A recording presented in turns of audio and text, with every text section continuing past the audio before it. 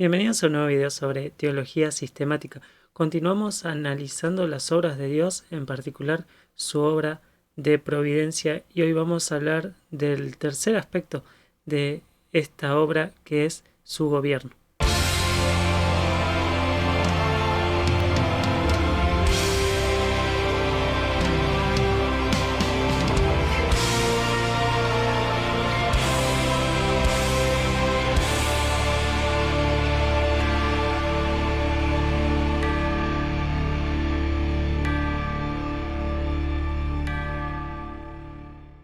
Hemos dicho que Dios no solo creó el universo, sino que también lo mantiene existiendo, es decir, que lo preserva. Pero su obra de providencia no se limita a la preservación de las cosas, sino también a su actividad. Dijimos que Dios controla cada una de las actividades del universo, desde las más grandes hasta las más pequeñas. Y hoy vamos a ver que ese control tiene una dirección y tiene un propósito. A eso nos referimos con el gobierno de Dios. Dios hace todas las cosas según el designio de su voluntad. Eso es lo que le dice Pablo a los Efesios, y hablándole a los Corintios acerca de Cristo, dice que Dios sometió todas las cosas bajo sus pies. Ese es el gobierno de Dios, un gobierno absoluto. El Señor ha establecido su trono en los cielos y su reino domina sobre todo. Nabucodonosor reconoce esto y dice: Mas al fin del tiempo yo, Nabucodonosor, alcé mis ojos al cielo, y mi razón me fue devuelta. Y bendije al Altísimo, y alabé y glorifiqué al que vive para siempre, cuyo dominio es sempiterno y su reino por todas las edades. Todos los habitantes de la tierra son considerados como nada, y Él hace, según su voluntad, en el ejército del cielo y en los habitantes de la tierra, y no hay quien detenga su mano y le diga: ¿qué haces? Entonces definimos a la providencia como el poder de Dios que actúa en todas las cosas, en todo lugar, todo el tiempo. Esa es la definición más corta que se me ha ocurrido, pero la Declaración Bautista de Fe nos dice que el poder todopoderoso, la sabiduría inescrutable y la bondad infinita de Dios se manifiestan en tal grado en su providencia que su consejo determinado abarca incluso hasta la primera caída y hasta todas las demás acciones pecaminosas, tanto de los ángeles como de los hombres, y esto no por un mero permiso, como hemos visto en la clase anterior, sino que también las limita en su gran sabiduría y poder, e incluso las ordena y gobierna por diversos métodos para sus propósitos santísimos. Las ordena y las gobierna por diversos métodos para sus propósitos santísimos. No obstante, lo hace de tal manera que la pecaminosidad de sus actos procede únicamente de las criaturas y no de Dios, el cual es santísimo y justísimo en su ser, y no es ni puede ser el autor ni el responsable del pecado, nos dice la confesión, y ya hemos visto en los videos anteriores los aspectos de la preservación y de la concurrencia de Dios. Hoy nos enfocamos en esta parte, en que Dios dirige todas las cosas a cumplir con sus propósitos. Sobre esto, Tomás de Aquino decía que todas las cosas están sujetas a la providencia divina, no solo de forma general, sino incluso en sus formas individuales. Todas las cosas que existen de cualquier manera son dirigidas inevitablemente por Dios hacia algún fin. John Owen, un puritano del siglo XVII, aporta que la providencia es un acto inefable del Dios Todopoderoso, por el cual abriga, sostiene y gobierna el mundo y todas las cosas creadas por Él, llevándolas a los fines que Él se ha propuesto, de acuerdo con las naturalezas con las que dotó en el principio. Es decir, que Dios gobierna todas las cosas y las dirige para que cumplan sus propósitos. A eso nos referimos con el gobierno divino. Pero hablemos un poco de la naturaleza de este gobierno. En primer lugar, debemos decir que es un gobierno soberano, es el gobierno de Dios como el rey del universo. Hay algunos que ven un Dios en el Antiguo Testamento que se manifiesta como un rey, mientras que en el Nuevo Testamento se manifiesta como un padre. Y esto puede sonar un poco romántico, sin embargo, es bastante peligroso, ya que esa misma idea fue llevada al extremo en los principios del cristianismo por un hereje llamado Marción, de quien hablaremos con más detalle en los videos sobre historia del cristianismo. Pero básicamente Marción con buenas intenciones, intentando realzar la gracia de Dios, terminó por negar al Dios del Antiguo Testamento. Él decía que ese Dios del Antiguo Testamento, Jehová, era un Dios inferior, que era severo, que era castigador, que era sanguinario, y que por sobre él estaba el Dios verdadero, el Padre de Jesús, que envió a su Hijo a salvar a la humanidad, a salvar a esas criaturas del yugo de Jehová. A ese extremo llegó Marción, esta idea de un Dios severo del Antiguo Testamento y de un Padre amoroso del Nuevo. Pero si analizamos bien la Escritura, nos damos cuenta que ese Dios que se muestra como rey en el Antiguo Testamento es el mismo Dios que se muestra como rey en el Nuevo Testamento. Tanto el Antiguo como el Nuevo Testamento nos muestran a Dios como un rey soberano. Él es rey de reyes y señor de señores, el Todopoderoso. Y también analizando la Escritura nos damos cuenta que ese Padre amoroso que nos muestra el Nuevo Testamento es el mismo Padre amoroso que nos muestra el Antiguo Testamento. Dios es un Padre amoroso tanto en el Nuevo como en el Antiguo Testamento. Y esto lo vimos con más detalle cuando hablamos acerca de los atributos de Dios, cuando hablamos de su amor, pero también cuando hablamos de la doctrina de Dios Padre en cuanto a la Trinidad. Y dijimos que Dios es Padre en tres aspectos. En primer lugar, es Padre de una manera única, del Hijo, es Padre de Jesucristo por naturaleza. En segundo lugar, Dios es Padre de todos por creación. Dios es Padre de todas sus criaturas en cuanto a que las ha creado, pero Dios es Padre solo de algunos por elección. Dios es Padre espiritualmente de aquellos que han depositado su fe en Jesús. Entonces, Dios es Padre únicamente de Jesús por naturaleza, es Padre de todos por creación y es Padre de algunos por elección. En ese sentido podemos ver que Dios gobierna sobre todos como un rey y que gobierna como un padre sobre sus hijos. En segundo lugar, podemos decir que el gobierno de Dios es un gobierno adaptado a sus criaturas, es decir, que Dios gobierna, controla todas las cosas utilizando diversos medios.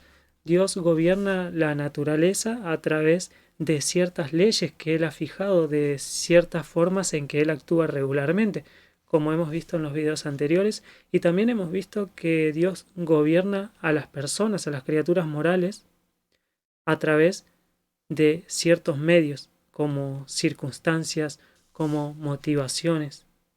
Y también hay una forma especial en que Él gobierna a las personas, a sus hijos en particular, que es a través de la acción del Espíritu Santo.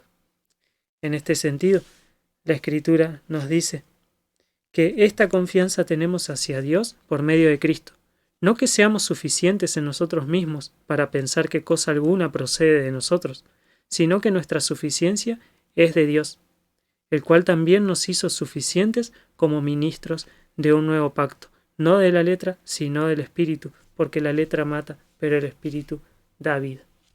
La Escritura también nos muestra que es ese Espíritu Santo el que produce en los creyentes tanto el querer como el hacer. Es decir, que Dios gobierna entonces a la naturaleza a través de ciertas leyes y gobierna a las personas a través de circunstancias, a través de situaciones, a través de motivaciones, y a sus hijos particularmente también a través de la influencia del Espíritu Santo.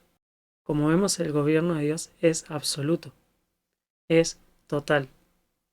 Él gobierna desde las cosas más pequeñas hasta las más grandes. Él hace su voluntad tanto en los ejércitos de los cielos como entre las personas en la tierra. Y cuando hablamos de su voluntad, hemos dicho que tenemos que hacer una distinción entre su voluntad decretiva y su voluntad preceptiva. La voluntad decretiva de Dios es aquella voluntad secreta, aquella voluntad que nosotros no conocemos y que también podemos denominar gobierno providencial. Es eso que gobierna cada cosa que ocurre en el universo. Nada de lo que pase pasa sin que Dios lo permita.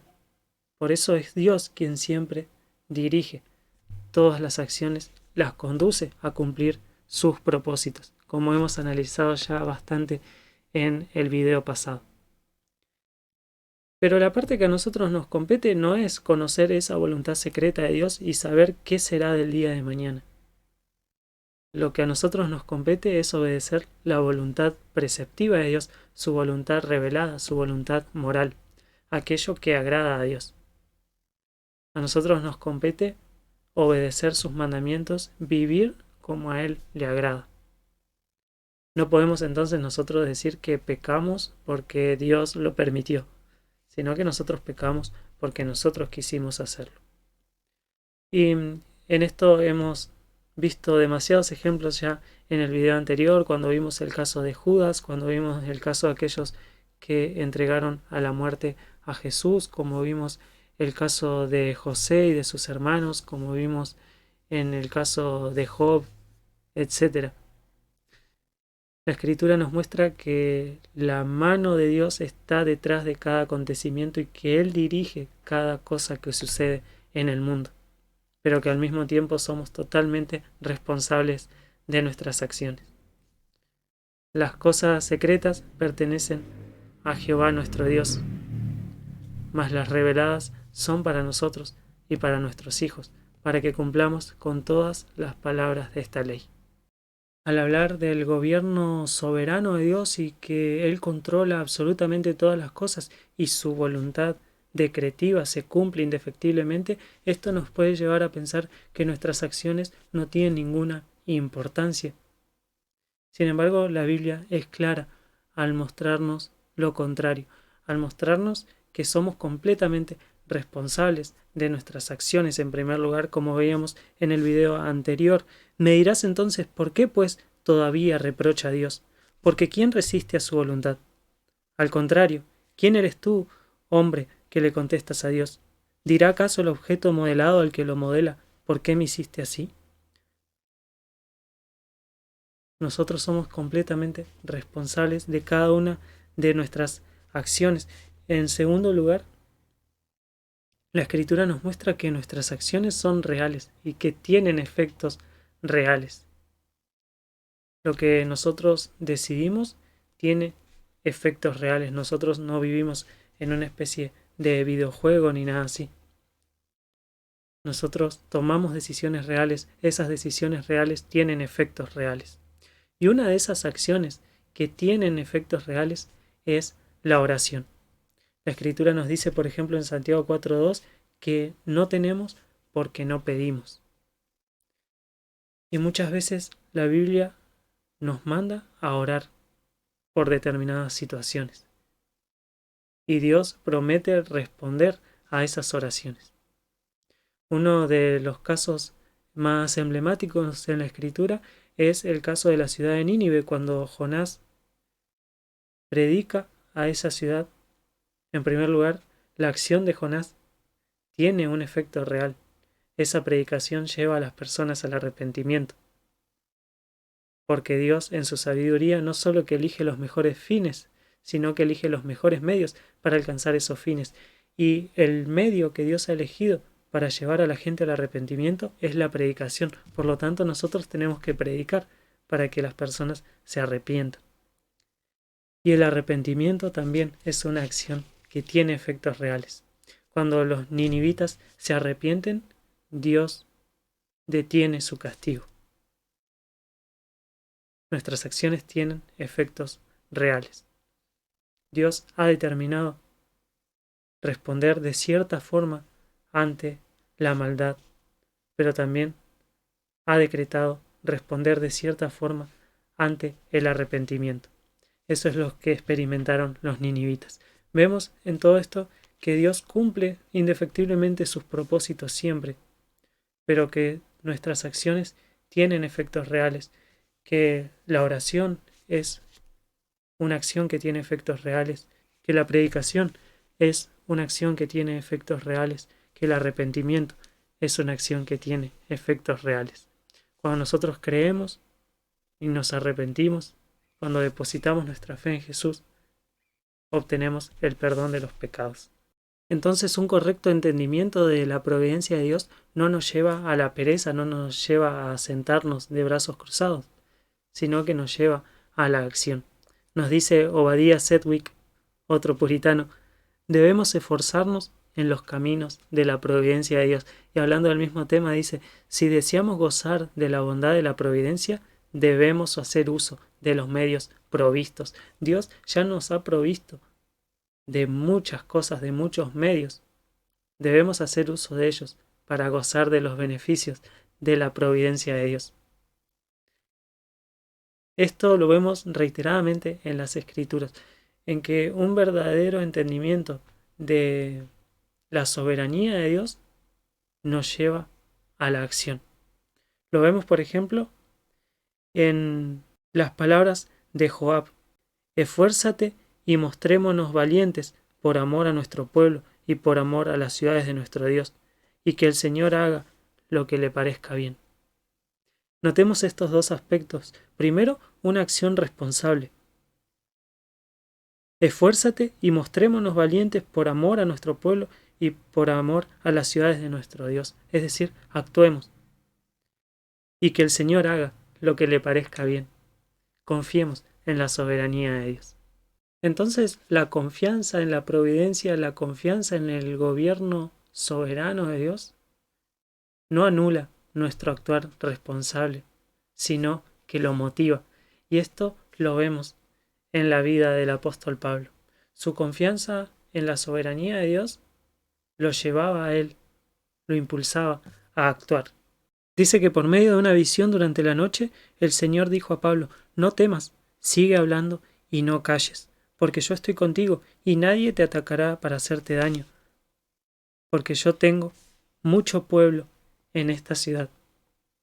Dios le dice a Pablo que no calle, que no se detenga en su labor, porque él tenía mucho pueblo en esa ciudad. Dios ya tenía escogidos a quienes iban a ser salvos. Entonces, ¿por qué era necesario que Pablo vaya y predique? Justamente porque Dios tenía escogidos a quienes salvar. Y Dios elige los mejores fines, pero también elige los mejores medios para alcanzar esos fines. Y el medio que Dios eligió para salvar a las personas es el medio de la predicación. Entonces, si bien Pablo sabía que Dios tenía mucho pueblo en esa ciudad, no se quedó de brazos cruzados ni se fue a otro lado, sino que dice que se quedó allí 1 año y 6 meses enseñando la palabra de Dios entre ellos. Lo mismo vemos en la segunda carta a Timoteo. Acuérdate de Jesucristo del linaje de David, resucitado de los muertos conforme a mi evangelio, en el cual sufro penalidades, hasta prisiones a modo de malhechor, mas la palabra de Dios no está presa. Por tanto, todo lo soporto por amor de los escogidos, para que ellos también obtengan la salvación que es en Cristo Jesús, con gloria eterna. Dice Pablo que todo lo sufre, todas esas prisiones, todos esos castigos, todo lo que vemos en el libro de los Hechos que Pablo ha sufrido, todo por amor a los escogidos. Alguno podrá preguntarse si es necesario que Pablo sufra, si ya estaban escogidos. ¿Por qué molestarse Pablo en sufrir esas penalidades por personas que ya han sido escogidas? Justamente por eso, porque la elección de Dios, sus decisiones eternas y su gobierno soberano no limitan nuestras acciones, sino que las motivan. Un tercer ejemplo de esto en la vida de Pablo lo vemos en su naufragio cuando iba camino a Roma. El barco en el que viajaban comienza a naufragar y Pablo les dice: cuando habían pasado muchos días sin comer, Pablo se puso en pie en medio de ellos y dijo: amigos, debierais haberme hecho caso y no haber zarpado de Creta, evitando así este perjuicio y pérdida. Pero ahora os exhorto a tener buen ánimo, porque no habrá pérdida de vida entre vosotros, sino solo del barco. Porque esta noche estuvo en mi presencia un ángel del Dios de quien soy y a quien sirvo, diciendo: no temas, Pablo, has de comparecer ante el César, y aquí Dios te ha concedido todos los que navegan contigo. Por tanto, tened buen ánimo, amigos, porque yo confío en Dios que acontecerá exactamente como se me dijo. Y vemos en esto que Dios le promete a Pablo no solo que se iba a salvar él, sino que se iban a salvar todos los tripulantes del barco.